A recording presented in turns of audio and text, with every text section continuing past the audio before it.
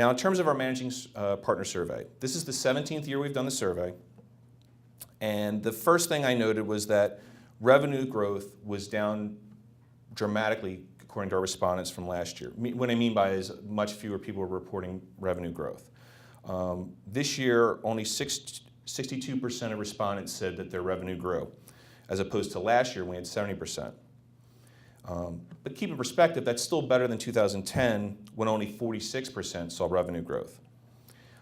Interestingly, those who said revenue was down was up a fair amount. 10.3% of our respondents this year said that revenue was down, as opposed to 2011 when only 6.7% said revenue was lower. Now in terms of RPL though, it's pretty much equal to what it was last year. About 60% of respondents said that revenue per lawyer was up. 58% saw increases in net profits.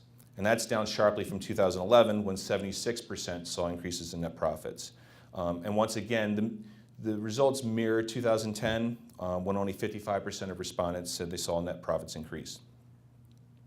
Another interesting thing, and maybe this is sort of an indication of caution, or maybe people haven't had the kind of success with the growth opportunities that they thought they would, but those actively seeking mergers is down, way down for 2012. Only 6.5% of respondents said they were actively seeking merger opportunities. In 2011, it was 16.7%, and in 2010, it was 14.8%. 58% were still open to mergers, and that compares to 53% last year and 63% in 2010. So definitely a lot less interest in looking for merger opportunities, which, if I had to guess, is more of a sign of just caution given sort of the uncertainty in the economy and the political structure. Now to the almighty profits per equity partner. 58.6% said PPP went up this year versus 72% the year before. Now while down, it's still better than 2002 survey results where only 37% said profits per equity partner was up. On the other hand, for this year, 2012, 20.7% said PP went down. And again, that's a sharp difference from 2011 when only 3.4% said it went down. But again, to some degree, the results, it's interesting. 2012 and 2010, they mirror each other, I think, overall, and then in some of the testier categories, 2010 was worse. So take that for what it's worth. But in 2010, roughly 30% of respondents said profits per equity partner were down. Now, how did they do it? How were those who raised profits, how were they able to do it? Once again, for the third year in a row, amazingly, given the climate, from what we hear from inside counsel, once again, it was through raising billing rates. 65.4% of those who reported an increase in profits attributed it to raising rates. That wasn't as high as 2011, when 73.9% of the respondents said they did it through raising rates, but it was in line with 2010, when 65.2% said it was through raising rates. The next most popular actions cited by managing partners for maintaining profitability were switching practice areas to focus to higher demand areas. This year, 30.8% cited this.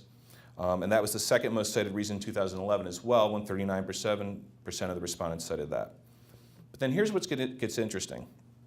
In the past, like 2010, a large number of the respondents, when asked how were they able to be profitable, they focused heavily on cost-cutting measures, particularly staff, marketing costs, things like that. And I mean, give you an idea, it was in percentages probably in the 28, 29, 30% range. This year, for the first time, in terms of why partners think they maintain profitability, partners targeted partners for the first time, much more so than in 2010 and 2011, at least according to our survey. It was the third most cited reason for maintaining profitability in 2012 was reducing the number of equity partners. 26.9% of the respondents said that's what they did. By comparison, only 8.7% said that in 2011 and only 13% in 2010. So that's a big jump. In addition, 15.4% of respondents said they laid off non-equity partners. That's also up sharply from only 4.3% in 2011. What this suggests to us is that PA firms may finally be moving in the direction that consultants have been telling them for years, which is they really need to trim their partnership ranks. That's something that most, I think, consultants, not just in Pennsylvania, but across the nation, would tell you that Pennsylvania firms lag behind some other regions, such as, I guess, New York, DC, San Francisco, in terms of trimming their partnership ranks. This is the first indication I've seen, at least in any kind of thing that we've looked into, where it seems to be that it's catching on in Pennsylvania. Now, last year, I was able to say that it looks like the cost-cutting days are over. This is what I talked about. I'm glad there's no windows here. But apparently, cost-cutting measures weren't done in 2012, and they're not done for next year. And it's on managing partners' minds. So I'll get to that now. Laying off staff, reducing marketing costs, reducing entry-level hiring, they were all up significantly in 2012, according to our survey, compared to 2011. All three areas were cited by our respondents in roughly around the 19% range. They weren't as high as 2010, but they did make a big jump this year. Like I said, last year I said cost cutting seemed to be largely done. According to our survey, it made a comeback in 2012. And according to our respondents, it's not over yet. In 2011, 12.9% of our respondents said they laid off staff. In 2012, that number shot up to 21.9%. And whereas last year only 6.7% said they planned on laying off staff, that number grew to 9.4% this year. So keep in perspective, last year's respondents, only 6.7% said they were going to lay off staff, and the end result was 21.9% of them did. According to our survey, attorney layoffs are also on the horizon. This year, 18.8% respondents said they were going to lay off attorneys in the coming year. That's up from 6.5% in 2011.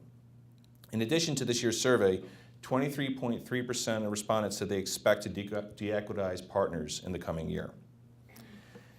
But despite all the doom and gloom, again, that's what we get in their survey results. When we meet with people anecdotally, we're not hearing that. And I don't know that everyone's just BSing us or trying to put a happy face on it. I think it's a mixture of things.